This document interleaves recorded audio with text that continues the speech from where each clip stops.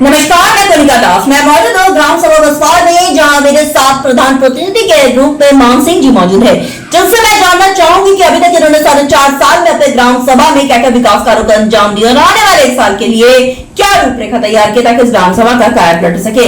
मान सिंह जी, सबसे पहले तो आपका हमारे चैनल में बहुत बहुत स्वागत है। हमें भी आपका स्वागत करना है और आप लोगों का नमस्ते। Thank you so much. आपने अभी तक 4.5 साल में अपने ग्राम सभा में क्या क्या विकास कार्य करना है? मैडम, काम तो बहुत सारा हुआ है। जैसे मान लीजिए सीसी रोड है, जब हम हुए थे प्रधान तो हमारे गांव में रोड बहुत खराब थी, सड़कें बहुत खराब थी, नालियाँ नहीं थी।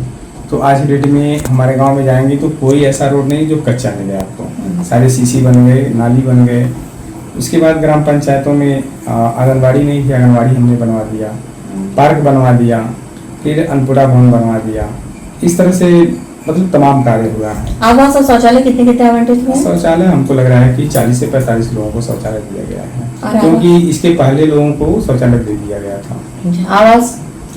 आवास इस समय जो इस वित्तीय वर्ष की बात कर रहे हैं तो 79-80 की लगभग आवास दिया गया है। स्वच्छ भारत मिशन में आपकी क्या राय है? स्वच्छ भारत और स्वस्थ भारत, स्वच्छता को लेकर अपने ग्राम सभा में क्या क्या काम करना है? स्वच्छ भारत स्वच्छ मिशन तो ये तो बहुत बड़ी चीजें हैं और ये चीजें ग्राम पंचायतों से होके ही जानी है। तो हमें और हर नागरिक को स्वच्छ भारत स्वच्छ मिशन में अपना योगदान देना चाहिए। और ग्राम पंचायतों में है तो मान लीजिए स्वच्छ भारत के मिशन के तहत जैसे नालियों में ब्लीचिंग है, चूना है, ये सब गांव में छिड़काव कराना और सफाई कर्मी का ड्यूटी रेगुलर करना और गांव में कचरा वगैरह जो है उसका उठवा के आरआरसी भवन तक पहुंचवाना, ये सब चीजें हैं उसकी जो जी। ऑडियो में आपकी ग्राम सभा हो चुकी है, आरएक्स सेंटर वगैरह बन चुका, कूड़ा गाड़ी भी आ चुकी है। हाँ, कूड़ा गाड़ी भी आ चुकी है और उसमें सारी चीजें। आपकी ग्राम सभा में जब सर्वे हुआ, बहुत जनता से मुखातिब हुए, नो डाउट आपने अच्छा काम किया, लेकिन एक समस्या जल निकासी कहीं कहीं मिली है, तो इसका निवारण कब तक करवा देंगे? नहीं, जल निकासी तो मतलब जो हमारे वहाँ जो भी नालियाँ हैं सब जाके अपने तालाब में गिर रहे हैं, तो जल निकासी की तो कोई समस्या नहीं दिख रही। अगर ऐसा कुछ है तो हम देखेंगे और जनता का जल्दी से जल्दी सुनिश्चित करेंगे। आप क्योंकि बहुत एजुकेटेड पर्सन हैं, तो एजुकेशन के लिए मैं एक सवाल पूछना चाहूंगी आपसे। जो मिड डे मील चलता है अक्सर ही ग्राम सभा में मिड डे मील, अभी मैं कुछ दिन पहले ब्लॉक में चल रहा था मिड डे मील की व्यवस्था और मैं अचानक पहुंची और वहां पे मरी हुई छिपकली पाई गई। मैंने वीडियो वायरल किया, उस पर त्वरित कार्रवाई भी हुई है उस स्कूल पे।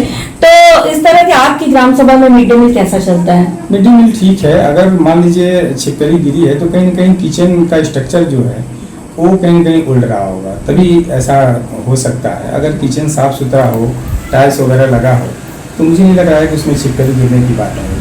आप चेक करते हैं, आप मिड डे मील वगैरह चेक करते हैं? हम लोग रूटीन जाते हैं हम लोग और मिड डे मील को भी देखते हैं और प्लस स्कूल के भी टाइल्स वगैरह सब कुछ हम लोग करवा चुके हैं। शौचालय है, विकलांग शौचालय है, ये सब सारी चीजें कंप्लीट हैं। तो मुझे नहीं लग रहा है कि इस तरह की शिकायतें करनी है। आपका कोई सपना, ड्रीम प्रोजेक्ट? 3 बार से प्रधानी आपके घर में रही है और ये बहुत बड़ी बात है, क्योंकि ये चुनाव जो होता है, प्रधानी चुनाव व्यक्तिगत चुनाव होता है, जनता आपको देखकर वोट करती है, ना कि पार्टी बेस पे। तो आपको जो बार बार जनता का प्यार मिला है, नो डाउट आपने अच्छा काम किया तभी मिला है, फिर भी कोई सपना जो ग्राम सभा में अछूता रहेगा और आप पूरा करना चाहते हैं अपनी ग्राम सभा के लिए? नहीं, बिल्कुल मैडम, ये क्वेश्चन आपने बहुत अच्छा किया। जैसे मेरे पूरे ग्राम पंचायत का सपना है कि मेरे ग्राम पंचायत में दीवार बने, क्योंकि मेरे वहाँ से जो शहर है दूर है। अब मान लीजिए निचलौल जाना है तो वो भी 12-14 किलोमीटर दूर, आपको महाराजगंज जाना है तो भी 15-17 किलोमीटर दूर। तो वहाँ पे जाके मैरिज कराना बहुत कठिन कार्य होता है और काफ़ी पैसा लगता है। तो अगर मेरे ग्राम पंचायत में अगर मैरिज हॉल बन जाता तो लोगों की काफ़ी समस्याएं हद तक क्लियर हो जाती और गरीब लोग उससे ज़्यादा लाभान्वित होते। यही मेरा ड्रीम प्रोजेक्ट है। इसके लिए आपने कभी लिखित आवेदन किया है? काफ़ी टाइम विधायक जी को भी मैंने लिख के दिया है अपने, और देखते हैं वहाँ फोटोकॉपी है आपके पास?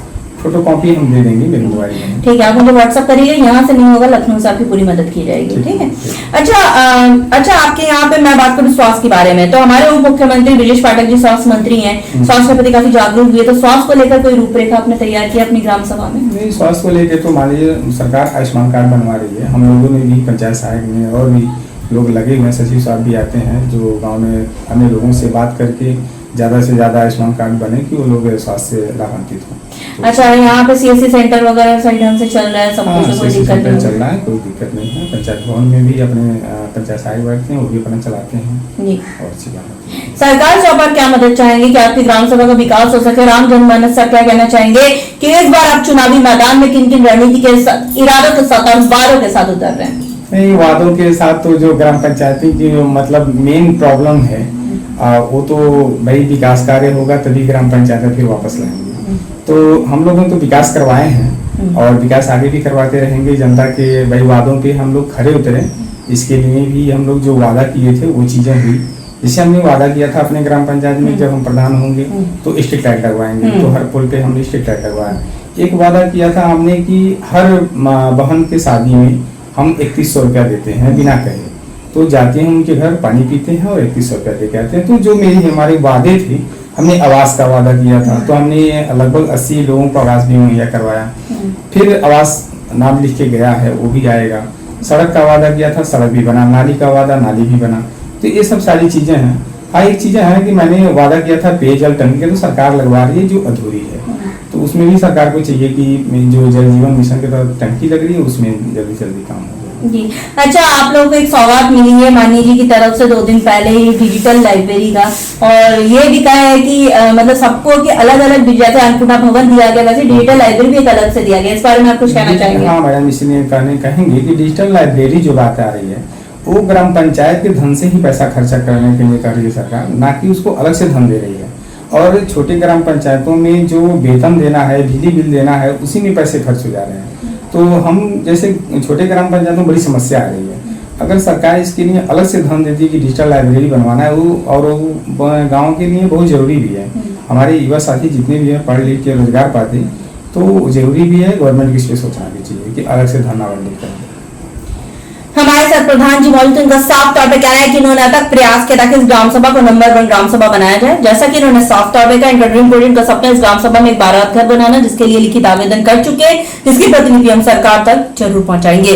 जब हम ग्राम सभा में सर्वे किए थे, बहुत सी जनता से मुखातिब होते, नो डाउट उन्होंने अच्छा काम किया, तभी हम इनके पास आए। लेकिन एक समस्या जल निकासी की थी, जिस पर हमने आपसे वादा किया था गाँव की कहानी प्रधान और जनता की जुबानी आप तक ले आएंगे और प्रधान की समस्याओं से भी आपको रूबरू कराएंगे, ताकि हम इनको वक्त दें। इनके पास अभी भी लगभग 1 साल का वक्त है।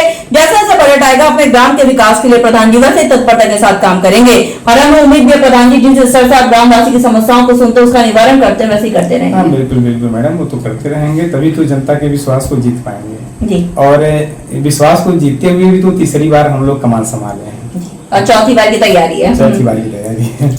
अब देखने वाली बात बस ये होगी कि इस ग्राम सभा को हम एक आदर्श ग्राम सभा के रूप में लखनऊ ले जाते या नहीं। वीडियो शर्मा के साथ मैं कोनिका दास, आई न्यूज़ उत्तर प्रदेश, लखनऊ।